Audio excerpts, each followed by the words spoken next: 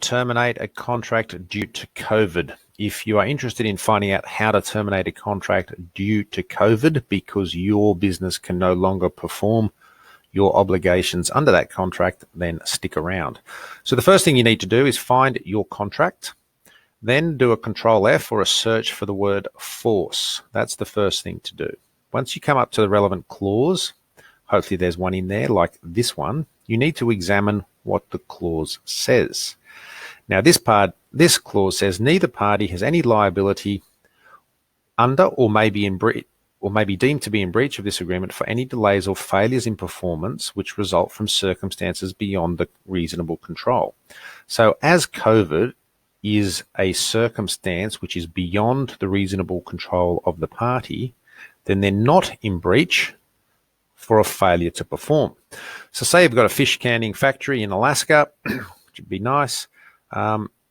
COVID comes along, the government says you have to stand down your workers because they need to self-isolate.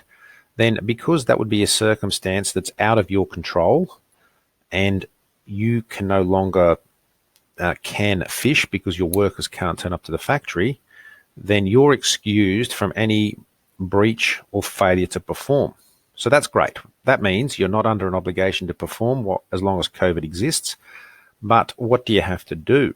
Well, this clause says, if you're affected by that, you've got to promptly notify the other party in writing about the cause or delay and when they cease to do so. So this, when they cease to do so, is a little bit ambiguous, but what you do is you'd write to the other side and say, listen, due to COVID, we are no longer able to supply you, 10,000 tins of fish a week because we have to stand down our workers.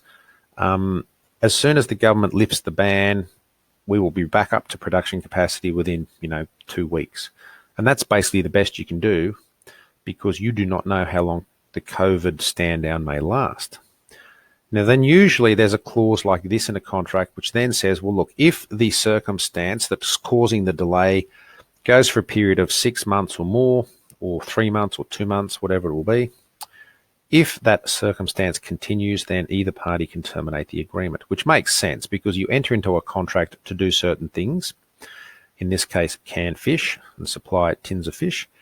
If a circumstance arises where you can't do that, then that's fine. You're excused from performing. But if it goes on for a longer period of time, then either party should be able to get out of the contract, which all makes sense to me. Let's have a look at another one. In this one, we've done a search for force.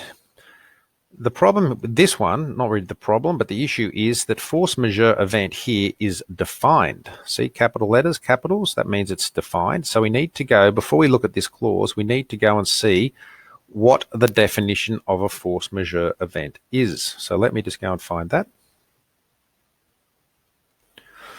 So here we go. I found the definition of force majeure event in the definition section, and it's anything outside the reasonable control of a party, but only if the non-performing party is without fault in causing the default or delay. So let's use COVID as the example in my fish canning scenario. COVID arises. That's something that's outside the reasonable control of the party.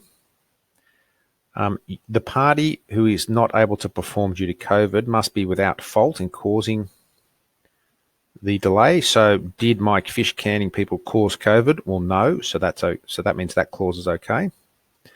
Could my fish canning people have taken steps to prevent the delay?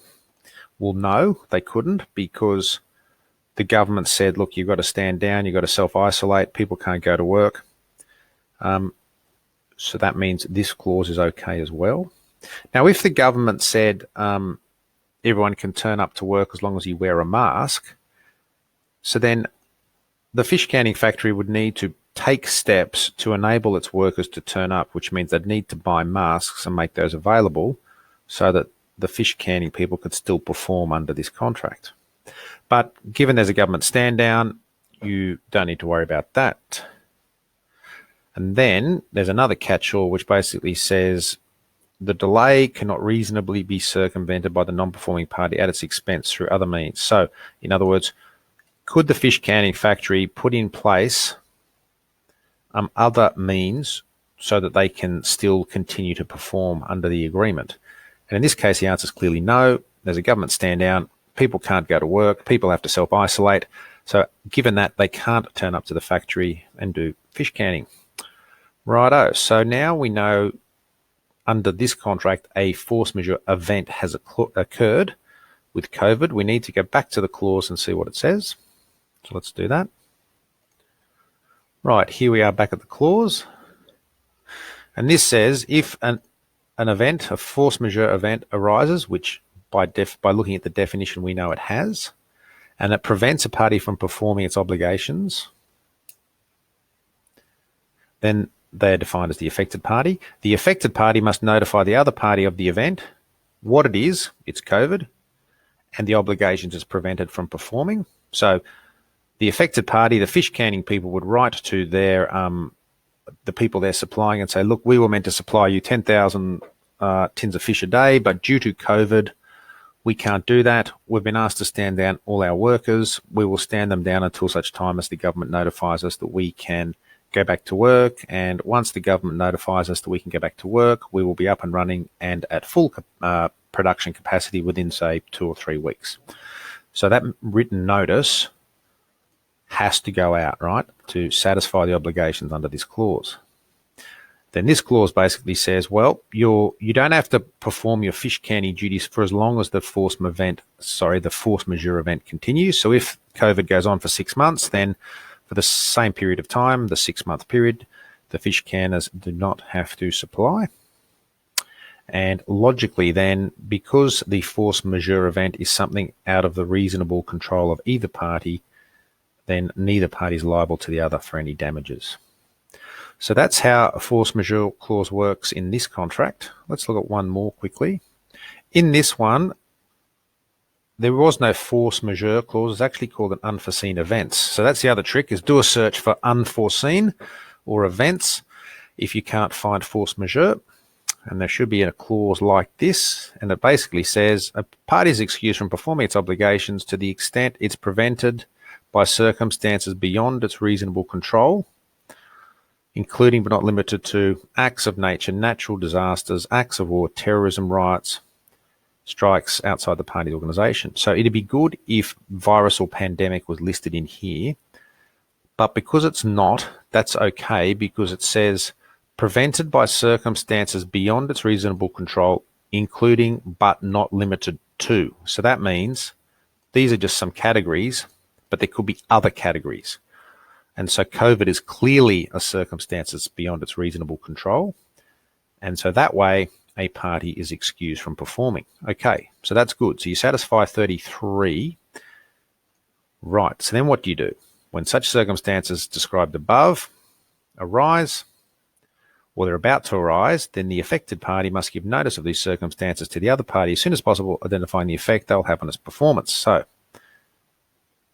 basically, like I've mentioned above, the affected party, the fish canning people, would write to the people they're supplying and say, listen, we're meant to provide you with 10,000 cans of fish a week.